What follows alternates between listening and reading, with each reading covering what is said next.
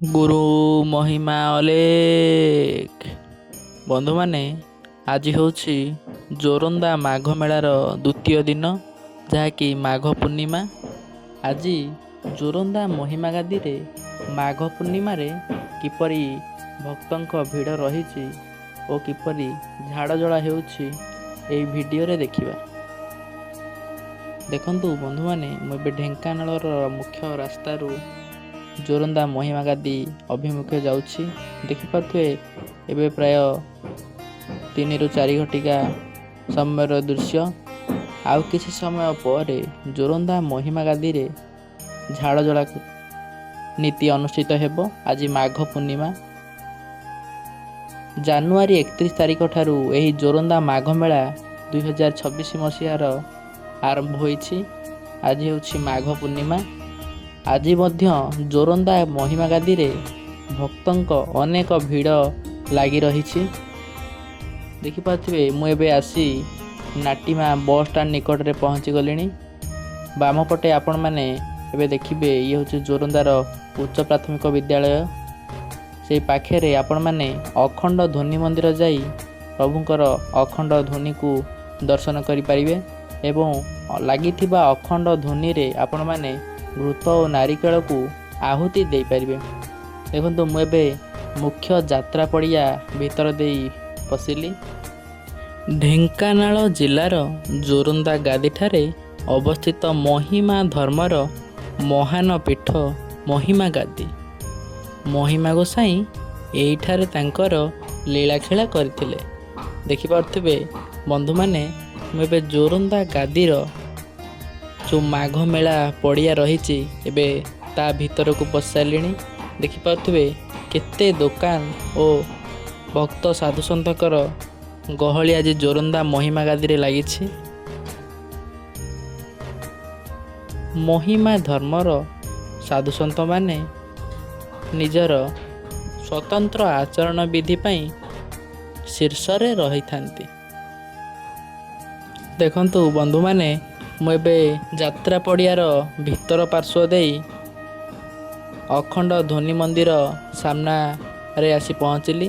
ଆପଣମାନେ ଦେଖିପାରୁଥିବେ, ଇଏ ହେଉଛି ଅଖଣ୍ଡ ଧ୍ୱନି ମନ୍ଦିରର ସାମ୍ନାର ଚିତ୍ର। ଏହି ବର୍ଷ ଜାନୁଆରୀ 31 ତାରିଖରୁ ଆରମ୍ଭ ହୋଇ ଫେବୃଆରୀ 2 ତାରିଖ ପର୍ଯ୍ୟନ୍ତ ମାଘ ମେଳା ଚାଲିବ ବୋଲି ଆଶା କରାଯାଇଛି। 3 ଗୋଟି ଯାତ୍ରାପାଟି ମଧ୍ୟ ପଡ଼ିଛି, ଯାହାକି କୋଣାର୍କ ଗଣନାଟ୍ୟ ଓ ସିଂହବାହିନୀ ଗଣନାଟ୍ୟ। ଆସନ୍ତା 2 ତାରିଖ, 3 ତାରିଖ ଓ 4 ତାରିଖ ଯାଏଁ ଏହି ଯାତ୍ରାପାଟି ତାଙ୍କର ନାଟକ ସବୁ ମଞ୍ଚସ୍ଥ କରିବେ। ଦେଖିପାରୁଥିବେ ଏହି ରାସ୍ତା ଦେଇ ଆମେ ମୁଖ୍ୟ ମନ୍ଦିର ଆଡ଼କୁ ଯିବା। ଖାଲି ଢେଙ୍କାନାଳ ଜିଲ୍ଲାର ଶୂନ୍ୟ ମନ୍ଦିର ବା ଗାଦି ମନ୍ଦିର ନୁହେଁ, କପୁନିଧାରୀ ମହିମା ସମାଜର ମଧ୍ୟ ଉପାସନା ପୀଠ, 21 ହାତିଆ ଟୁଙ୍ଗି ମନ୍ଦିର, ଧ୍ୱନି ମନ୍ଦିର, ଜ୍ୟୋତି ମନ୍ଦିର ଏବଂ କପୁନି ସମାଜର ଦଲକଠାରେ ପ୍ରଭୁଙ୍କର ଅଖଣ୍ଡ ଧ୍ୱନି ଜଳିବା ସହିତ ଝାଡ଼ବତୀ ପ୍ରଜ୍ୱଳନ କରାଯାଏ। ଦେଖିପାରୁଥିବେ ଏବେ ମହିମା ଗାଦିର ଦୃଶ୍ୟ। ଦେଖନ୍ତୁ ବନ୍ଧୁମାନେ, ଇଏ ହେଉଛି ଗାଦି ମନ୍ଦିର। ଚାଲନ୍ତୁ ବନ୍ଧୁମାନେ, ଏବେ ଆମେ ଗାଦି ମନ୍ଦିରର ଭିତରର ଦୃଶ୍ୟ ଦେଖିବା। ଦେଖିପାରୁଥିବେ କେତେ ଭକ୍ତ ଏବେ ଆସି ଜୋରନ୍ଦା ମହିମା ଗାଦିରେ ପହଞ୍ଚିଲେଣି।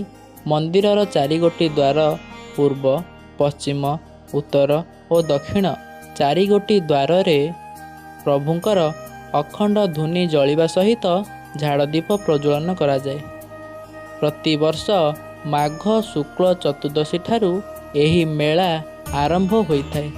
ପ୍ରାୟ 3 ଘଟିକା ସମୟରେ ଏହି ମେଳା ଆରମ୍ଭ ହୋଇଥାଏ। ପ୍ରଥମେ ମହିମା ମହାପ୍ରଭୁଙ୍କର ଏହି ଅଖଣ୍ଡ ଧ୍ୱନି ସ୍ଥାପନ କରାଯାଏ। ପରେ ଭଜନ କୀର୍ତ୍ତନ ଏବଂ ସେହିଦିନ ସନ୍ଧ୍ୟାରେ 5 ଘଟିକା ସମୟରେ ଝାଡ଼ଦୀପ ପ୍ରଜ୍ୱଳନ କରାଯାଏ। ଦେଖିପାରୁଥିବେ ବନ୍ଧୁମାନେ, ମୁଁ ଏବେ ପଶ୍ଚିମ ଦ୍ୱାର ବାଟ ଦେଇ ମହିମା ସ୍ୱାମୀଙ୍କ ଗାଦି ମନ୍ଦିର ଭିତରକୁ ପ୍ରବେଶ କରିସାରିଛି।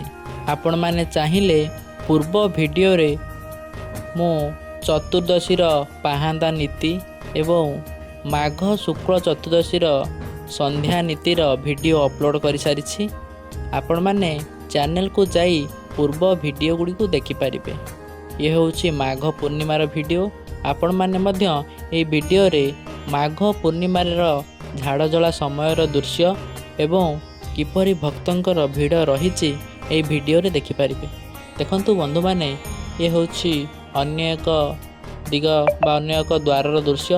ଏଠାରେ ଦେଖିପାରୁଥିବେ ଭକ୍ତମାନେ ଆଣିଥିବା ନଡ଼ିଆ ଗୁଡ଼ିକୁ ବାବା ଘୃତାହୁତି କରୁଛନ୍ତି। ମହିମା ଧର୍ମ ହେଉଛି ଜଗନ୍ନାଥ ସଂସ୍କୃତି ବା ଧର୍ମ ଭଳି ନିଜସ୍ୱ ଧର୍ମ। ଏହି ଧର୍ମର ପ୍ରଚାରକ ହେଉଛନ୍ତି ସନ୍ଥ କବି ଭୀମ ଭୋଇ। ସନ୍ଥ କବି ଭୀମ ଭୋଇ କୁହନ୍ତି ଯେ ପ୍ରାଣିକ ଆରତ ଦୁଃଖ ପ୍ରମିତ ଦେଖୁ ଦେଖୁ କେବା ସହୁ ମୋ ଜୀବନ ପଛେ ନର୍କେ ପଡ଼ିଥାଉ ଜଗତ ଉଦ୍ଧାର ହେଉ। ଏହି ବାଣୀଟି ଜାତିସଂଘରେ ମଧ୍ୟ ସ୍ଥାନ ପାଇଥିଲା। ଦେଖିପାରୁଥିବେ ବନ୍ଧୁମାନେ, ମୁଁ ଏବେ ପୂର୍ବ ଦ୍ୱାରରେ ଆସି ପହଞ୍ଚିଲି। ଦେଖିପାରୁଥିବେ ଜଣେ ଭକ୍ତ ଏବେ ନଡ଼ିଆକୁ ନେଇ ଅଖଣ୍ଡ ଧ୍ୱନିରେ ତାଙ୍କର ଆହୁତି ଦେବେ। ଦେଖିପାରୁଥିବେ ଭକ୍ତମାନେ ଆଣିଥିବା ନଡ଼ିଆକୁ ଏହି ଅଖଣ୍ଡ ଧ୍ୱନିରେ ସ୍ଥାପନ କରାଯାଏ।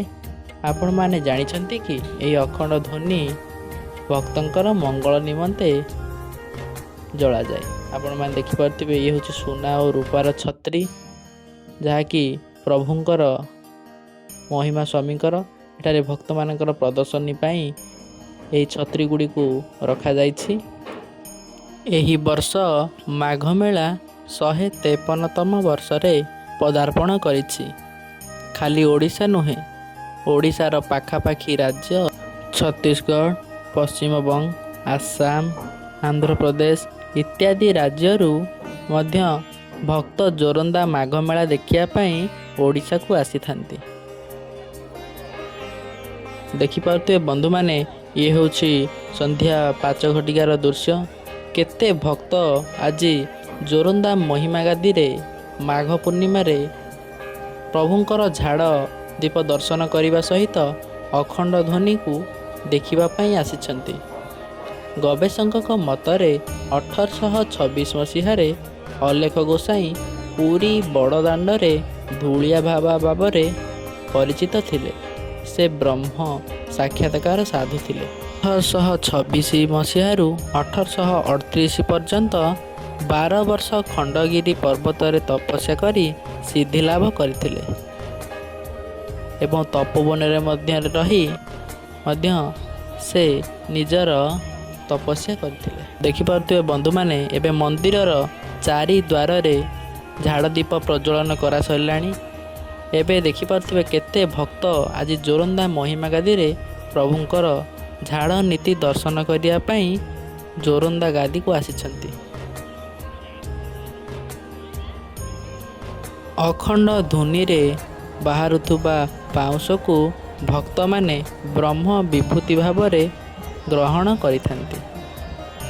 ସେହିଭଳି ଶୂନ୍ୟ ମନ୍ଦିର, ବତୀ ମନ୍ଦିର, ଧୂନି ମନ୍ଦିର, 21 ହାତିଆ ମନ୍ଦିର, ସ୍ମୃତି ମନ୍ଦିର, ମହିମା ଗାଦିର ଅନ୍ୟାନ୍ୟ ଉପାସନା ପୀଠରେ ମଧ୍ୟ ଝାଡ଼ ଦୀପ ପ୍ରଜ୍ୱଳନ କରାଯାଏ।